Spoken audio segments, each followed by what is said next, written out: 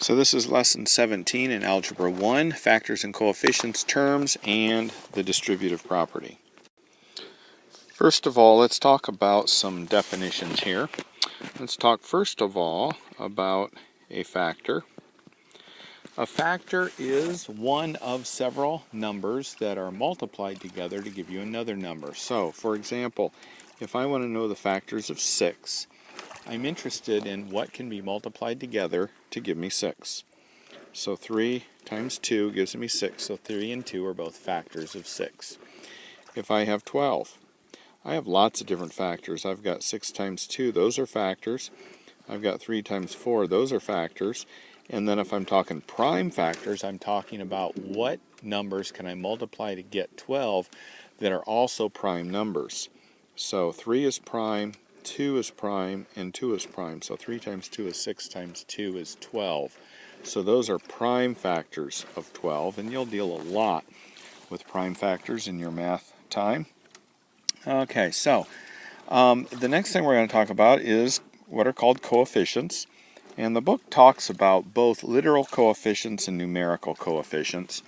And coefficients are really, when you're talking about something like this, you have 4 is a coefficient to xy, and xy is a coefficient to 4. So whichever one you're talking about can be the coefficient, but usually when we're talking about coefficients, we're mostly talking about the number.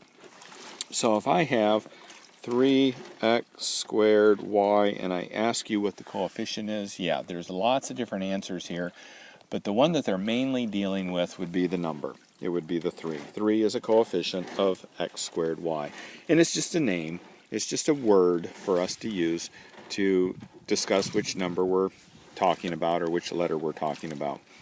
All right, the next term that they give us is called, not term because we just talked about terms, the next definition that they're talking about is called a term.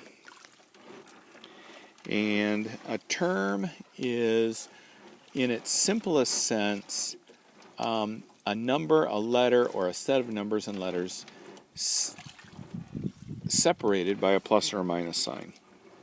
So 3x plus 4 has 2 terms because they're separated by a plus or a minus sign.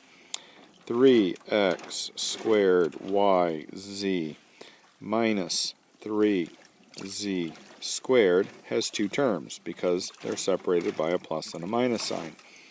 All right, another way that you can tell a term is not only are they separated by a plus or a minus sign, but if they have a division sign on them, then you've got kind of a little bit of a change here. So if I have x plus 4xym plus 3 plus x over z.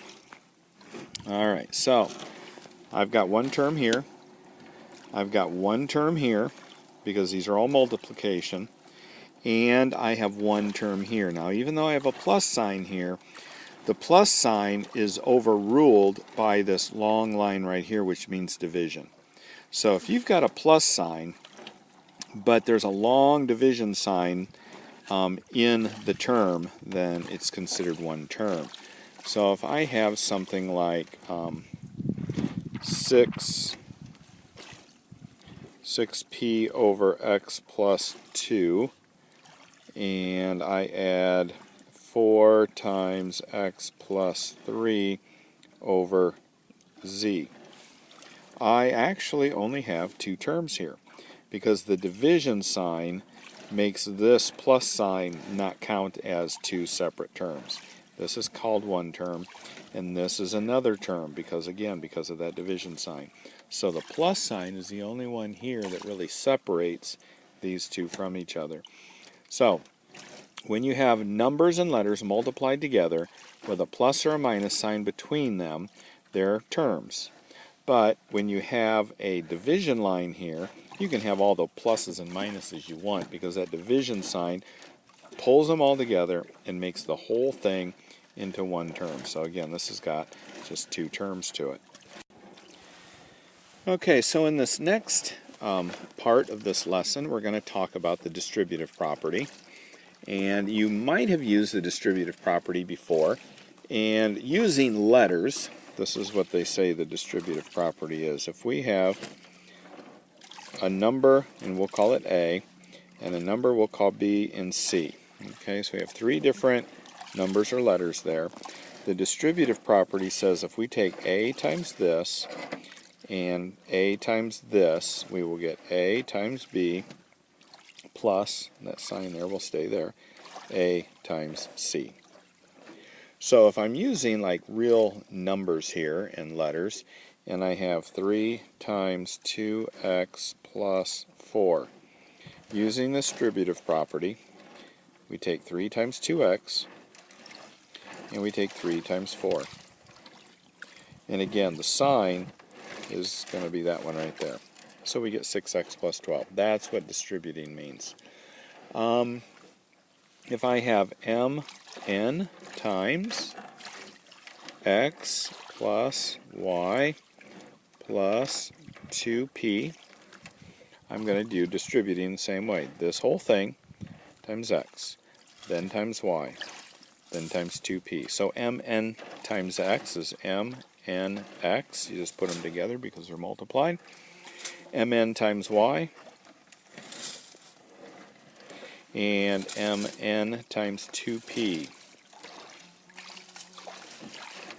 Stick them all together. You really can't do anything else.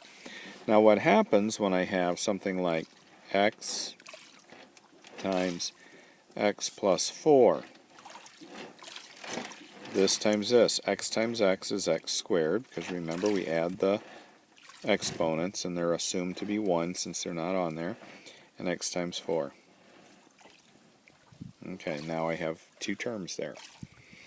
Alright, so if I were to use the distributive property and have something like negative 3 times 2x minus 4.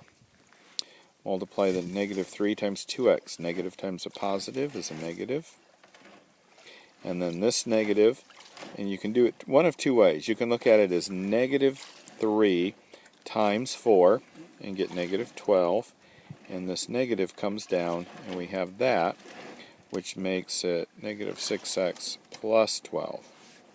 Okay? That's one way of doing it. Another way of doing it would be looking at negative 3 times 2x and getting negative 6x like we did before, and then doing negative 3 times negative 4 and getting positive 12. So the difference is, in this one, we made this 4 a negative 4 instead of saying minus 4. So we just took the negative 3 times negative 4 and got positive 12. Whereas over here, we took negative 3 times just the 4 and got the negative 12 and brought the negative sign down there with it, and then two negatives made it positive.